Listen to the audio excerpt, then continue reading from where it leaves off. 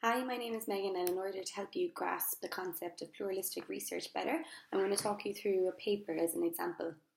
The paper that I'll be using is Jocelyn and Willig's 2015 paper, Making Sense of Self-Injury, a Pluralistic Case Study. So I thought this paper is really good at demonstrating pluralism in pluralistic research in action.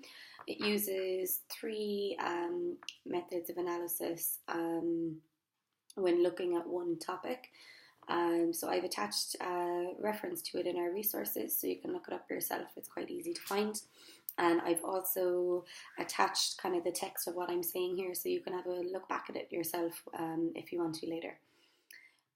So why did the authors of this paper use a pluralistic approach? So they wanted to focus on the kind of plurality of meaning and the multiple ways in which someone who engages in self-harm may construct their experience. So self-harm is quite a complex and sensitive issue, so they really wanted to provide an in-depth and comprehensive report of self-harm and report this person's experience as they're telling it. So because dealing with people is quite complex, pluralism can be quite good in that way, in unravelling what they're saying, because it's quite a difficult experience to make sense of it, even for the person themselves that's telling us. So how they did it was they interviewed a participant, and they interviewed her 3 times, and they analysed her 3 interviews as one single block.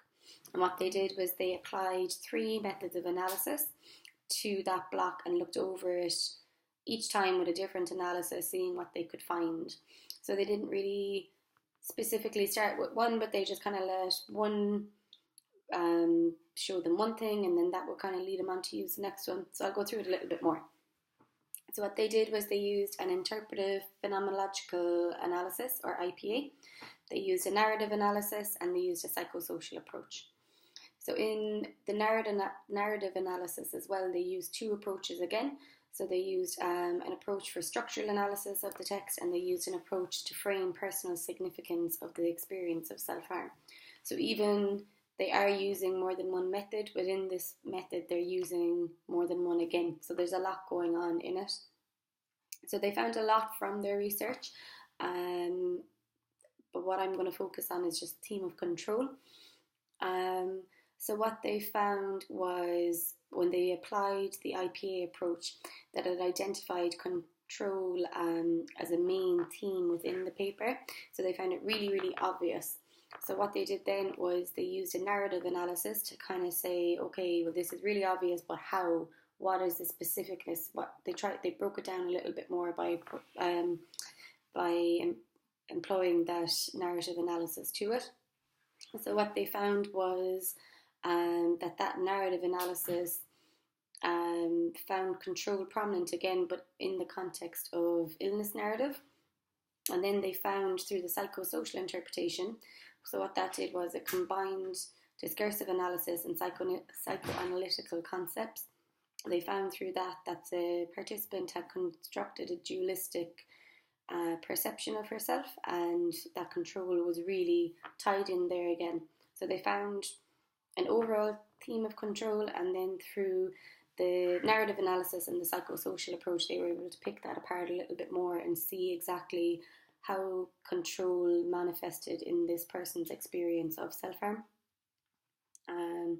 So what these approaches did was they really explored several ways in which this participant experienced self-harm, and self-harm is a concept or an experience that's open to a lot of interpretations, and this person was able to give their own personal experience of how they went through it, and the researchers were able to kind of grasp a fuller picture of what she went through by applying these different methods to it, because each method gave them that little bit more of her experience.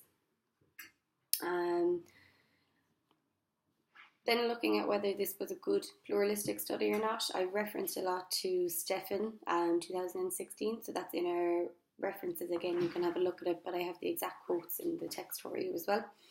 But they state that in order to make a good pluralistic study, it needs to first have clear rationale, and like I said before, our authors rationalised why they wanted to use a pluralistic study, which was good. You can't really just go into it and say, I'll throw everything at it and see what comes up. You need to know what you're looking for. And again, our authors knew what they were looking for and what methods of analysis would give them that.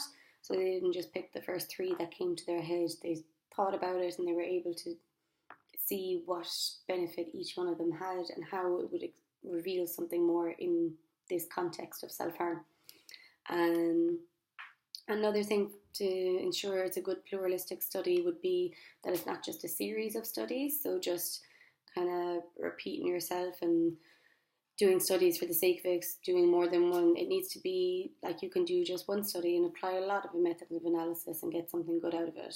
It's more quality over quantity. Another thing would be reflexivity and transparency. So they really need to go with the ebb and the flow of the research, and the researchers do need to change their stances and move with it rather than sticking to like a set of analysis or a set of questions, that kind of way. So if you read through the paper, they go through that a lot again and how they did it. The same with rigour and skill is a really key concept in a good pluralistic study, and the authors of this paper really were strict and were skilled in what they were doing. They didn't just learn a new method of analysis, they knew and were trained in these and they were able to do it. So again, if you have a look through the method section, it's really good, it's very detailed, and it goes through the structure involved in a pluralistic study, that it is quite strict in doing it. So that's kind of a brief overview of the paper. If you have a look through it, I definitely recommend it. It is quite good. And it's really interesting from a pluralistic point of view anyway. Thanks.